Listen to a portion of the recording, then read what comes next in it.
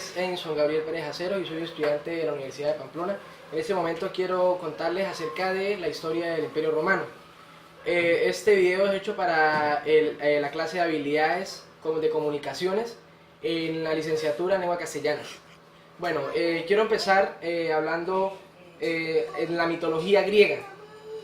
Posiblemente, según los helenos, Eneas tomó a su mujer Creusa y también a su hijo Ascanio, también a su padre.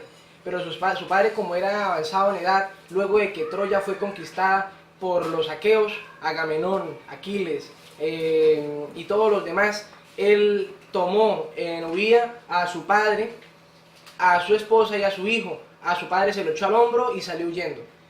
Lamentablemente Creusa murió y solamente quedó su hijo. Luego de tres décadas, cerca de un río que es muy famoso en el Imperio Romano, es el río Tíber, Eneas funda Alba Longa, que es una ciudad muy famosa y muy popular. También, cuando él funda esa ciudad, luego de muchos años, aparece un rey muy conocido, que fue Numitor. Numitor afianzó o hizo que este pueblo agarrara solidez, pero él tenía también un enemigo, que era su propio hermano, Amulio. Amulio lo destituyó como rey, se rebeló contra él y acabó el gobierno de él. No mató a su hermano, pero lo encerró. Él lo quería de por vida. Numitor tenía hijos y Amulio, con tal de conseguir el reino para siempre, acabó con todos los hijos de Numitor. Y a su hija, Rea Silvia, la convirtió en una virgen vestal. Virgen vestal era un voto de castidad en honor a una diosa de los romanos. Cuando ella fue convertida en una virgen, mucho tiempo duró así. Amulio gobernó mucho tiempo en Alba Longa. Entonces, ella, en este voto de castidad, no se enamoró de ningún mortal. Según la mitología griega, ella se enamoró del dios de la guerra, Marte. Marte fecundó en ella dos hijos, Rómulo y Remo. Cuando ellos nacieron, antes de nacer, Amulio se dio cuenta de esto y quiso matar a estas dos criaturas. No pudo, porque Marte abogó por ellos, ya que eran sus hijos. A lo que nacieron, efectivamente, él se dio cuenta de esto y él mandó a uno de sus criados y les dijo: mándenme a estos dos, y los envían a través del río Tíber a la aventura. Hicieron una canasta para que no se hundiera, pero que corrieran en el río, parecido mucho al relato de la Biblia. Y también ellos en este trayecto llegaron a un lugar donde los encontró una loba que la cultura la denominó Luperca. Luperca los amamantó a estas dos criaturas y los cuidó por un lapso de tiempo muy corto, hasta que apareció un pastor llamado Faustulo. Faustulo los acogió como sus hijos, los adoptó, y cuando ellos crecieron, Faustulo les reveló la identidad de ellos. Les dijo que ellos eran hijos del dios Marte, les dijo que ellos eran hijos también de descendientes de Eneas, y que por ende eran herederos al trono de Alba Longa. Ellos planearon cómo rebelarse en contra de Amulio, cómo devolverle el reino a su abuelo Numitor. Entonces ellos reunieron gente y efectivamente lo lograron. Ellos mismos mataron a Amulio, y liberaron a su abuelo Numitor.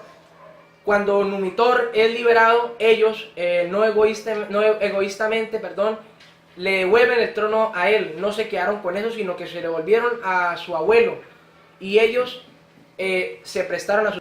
Bueno, ahora voy a hablar de la culminación del Imperio Romano. No hay una causa específica por la cual culminara el Imperio Romano. Solamente hay unas causas probables, las cuales voy a relatar. Este imperio, vale decir que fue el imperio más poderoso que ha habido. Más poderoso que el egipcio, que el mesopotámico, que el griego. aún otros imperios que no son muy notables, es el romano. Bueno, la primera razón o la primera causa fue el cambio de mandato. Empezando con Calígula, que fue el primer emperador asesinado, y lo más terrible es que fue asesinado por la misma guardia pretoriana. La guardia pretoriana juró protegerlos, pero como este hombre quería ser Dios y se autodenominó Dios y quería hacer cosas que al pueblo no le parecía, aún violaba los derechos de la misma guardia. La guardia tramó un plan y se levantó contra él y lo mataron. Luego también colocaron a su tío, Claudio. Claudio fue un rey, un emperador bueno, aparentemente, pero fue asesinado también. No le gustó al pueblo y igualmente lo mataron. Otro emperador también fue el emperador Nerón. Nerón fue uno de los emperadores más malos. También él fue uno de los protagonistas de la persecución a la iglesia cristiana. Bueno, ¿qué quiero decir con todo esto? Cuando un emperador era colocado como tal, ese emperador tenía los ojos puestos de todo el imperio y también de la cámara. Y si no gustaba, si no simpatizaba, lo mataban llanamente. Entonces, esto fue generando molestia y cansancio a todo el pueblo, que un cambio de mandato no duraba mucho. Y ya ser emperador era constituido como o firmar su sentencia de muerte. Otra causa de la caída del Imperio Romano pudo ser las finanzas, las malas finanzas que tuvo. Cada emperador tenía placer en diferentes cosas y algunos eran extravagantes en esto y querían complacerlo a como diera lugar. Y eso también, eso también dio lugar a que los recursos del pueblo bajaran. Como los recursos bajaron, el emperador no tenía tanto dinero, exigió al pueblo y aumentó los impuestos. Claramente esto no gustó al pueblo y poco a poco el Imperio Romano fue vaciándose, fue acabándose, porque la gente, el pueblo, se trasladaba o se iba de los contornos del Imperio Romano para así no pagar los impuestos al emperador. Bueno, otra razón más fue la guerra, las pérdidas en la guerra que tuvo. Nuevamente, con los cambios de mandato, ya no se tenía una estrategia militar buena. Estoy hablando ya del siglo IV después de Cristo, cuando ya su último emperador o uno de sus últimos emperadores, Rómulo Augustulo, perdió muchas guerras, y su enemigo principal era ya los bárbaros, los hunos específicamente. Las guerras acabaron con el Imperio Romano y esa es una de las causas que puede ser la más razonable. Bueno, la última no es constituida una cosa como tal, pero eso es a su criterio, como ustedes lo quieran tomar. Es la cristiandad o la aparición de la cristiandad, porque en el año, desde el año 313 después de Cristo, Constantino se unió con la iglesia, con parte de la iglesia cristiana. Ya la máxima autoridad no iba a ser el emperador, sino el papa.